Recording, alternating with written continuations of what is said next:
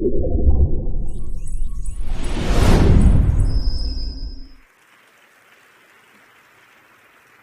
tema de la mesa es fundamental, el de los recursos naturales y la agregación de valor a esos recursos. Tiene muchos matices y uno de ellos es muy importante, como los otros, y se refiere al vínculo entre los recursos naturales y el desarrollo económico. Y la verdad que la historia económica mundial es concluyente. Cuando los países centran su desarrollo exclusivamente o fundamentalmente en los recursos naturales y se vinculan a la división internacional del trabajo como proveedores de productos primarios, no logran zafar del subdesarrollo. En cambio, cuando estos recursos aparecen en economías maduras, con fuerte densidad nacional, con inclusión social, con liderazgos transformadores, capaces de gestionar el conocimiento, de crear riqueza, con instituciones estables, con visiones propias de la realidad,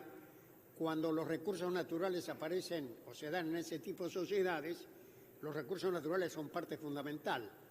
de los medios disponibles para alcanzar altos niveles de desarrollo. Por eso es que en el caso de los países que no cumplieron esas condiciones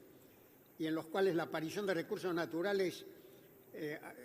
surgió como la forma de vinculación con el mundo y como eje de la actividad económica, se plantea este problema que desde hace mucho tiempo, prácticamente desde la década del 50, se viene hablando de la maldición de los recursos naturales, en el sentido que los países que quedan encerrados en ese tipo de estructura económica no logran zafar de los problemas del atraso porque no logra ese sistema incorporar la tecnología, industrializarse,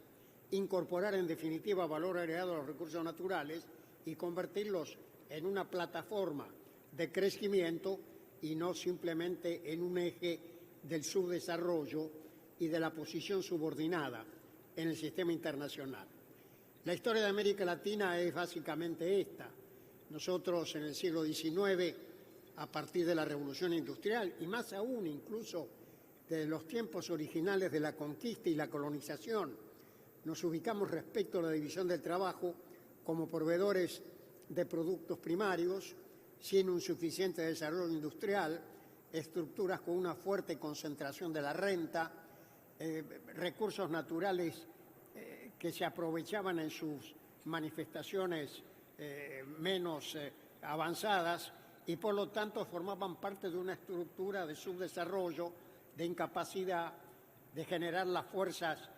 necesarias para incorporar el conocimiento, para crecer, para realmente conformar economías avanzadas. Y por otra parte, las tendencias del comercio mundial fueron muy claras.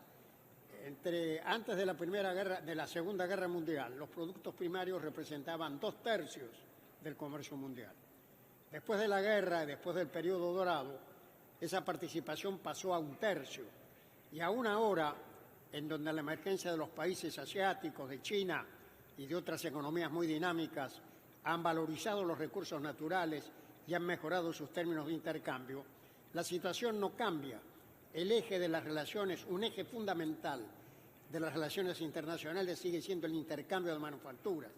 Y lo que diferencia el desarrollo del subdesarrollo es la capacidad de estar en esos segmentos dinámicos de la ciencia, de la tecnología y de la industria, o quedar atrapados en la posición del monoproductor que solo puede aprovechar las ventajas que surgen de los recursos naturales que tiene. Y ha surgido entonces ahora una nueva división del trabajo, o mejor dicho, han surgido nuevos actores en los cuales a esa relación básica industrial que se daba entre los países avanzados, sobre todo el Atlántico Norte y Japón, se incorpora ahora China, otras naciones emergentes que forman parte de esa división del trabajo intraindustrial, donde circula el conocimiento y la tecnología. En cambio, respecto de África y de América Latina, subsiste todavía en nuestra vinculación con el mundo este predominio de la especialización primaria, que, vuelvo a insistir, es un rasgo del subdesarrollo. Entonces, el tema que nos plantea la existencia de recursos, de minerales, de praderas fértiles, de recursos energéticos, es cómo agregamos valor a esos recursos. Y la verdad que no es posible agregar valor a los recursos naturales de cada país si ese país no cuenta con una base industrial amplia, diversificada, capaz de suministrar insumos, equipos, maquinarias, criterios de gestión, de tal manera que no es posible el aprovechamiento de los recursos naturales en una sociedad si simultáneamente no genera una base industrial tecnificada, diversificada y compleja, capaz de agregar valor. La verdad es que en la realidad las cadenas de valor son muy débiles en estos países en desarrollo e incluso predominan en la explotación de esos recursos filiales de corporaciones transnacionales con una débil participación de las empresas locales, y esto en sí mismo constituye un obstáculo a la integración de las cadenas de valor en el espacio nacional, porque sin una fuerte presencia de políticas públicas, sin un fuerte empresariado nacional, es muy difícil que estos recursos naturales realmente puedan agregar valor y que nos vinculemos a partir de productos sofisticados que surgen de esa agregación de valor en los segmentos más dinámicos del comercio internacional. Entonces, está muy claro, la experiencia histórica es concluyente, no alcanza con tener recursos naturales, es necesario tener simultáneamente una base industrial técnica amplia, con un sistema científico y tecnológico capaz de gestionar el conocimiento para conformar realmente una economía madura en la cual se aprovecha la ventaja de tener los recursos naturales, pero la verdad es que se puede ser desarrollado sin recursos naturales o con pocos recursos naturales o con pobres recursos naturales, como lo demuestran numerosos países. Lo que sí no se puede ser es desarrollado sin industria, sin ciencia y sin tecnología. Y por lo tanto tenemos que darle a esta dimensión de los recursos naturales la posición que corresponde. ¿Y dónde radica la responsabilidad de realizar ese proceso de transformación que inserta a los recursos naturales en el marco de una economía integrada, diversificada, de alto contenido científico y tecnológico? Descansa en primer lugar en la responsabilidad de cada país, en la capacidad de cada país, de su densidad nacional, de la calidad de sus liderazgos, de la inclusión social, de la estabilidad de sus instituciones, de la capacidad de ver el mundo desde las propias perspectivas y no desde la perspectiva de lo que Raúl Previs llamaba el pensamiento céntrico, creado en los centros de poder mundial, que organizan comprensiblemente el sistema mundial en su propio beneficio. Previs decía que si los países de la periferia nos guiábamos con los criterios del pensamiento céntrico, jamás saldríamos del subdesarrollo. Y por lo tanto, contar con un pensamiento crítico y propio es fundamental. Entonces, la responsabilidad primaria radica en la capacidad de cada sociedad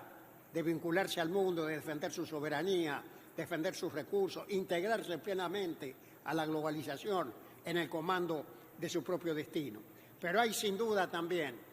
una gran área de lo que podríamos llamar la responsabilidad social del desarrollo a escala internacional. Cómo generamos en la esfera internacional los mecanismos de cooperación que permitan fortalecer la capacidad de gestión incluso de aquellos países de menor, nivel de avance en su capacidad de administrar recursos, de científico y tecnológico. Es decir, hay una inmensa responsabilidad en la esfera internacional en lograr una mayor equidad en estas relaciones mundiales que todavía se siguen caracterizando precisamente por lo contrario. Vuelvo a insistir entonces, la responsabilidad primaria descansa en los países,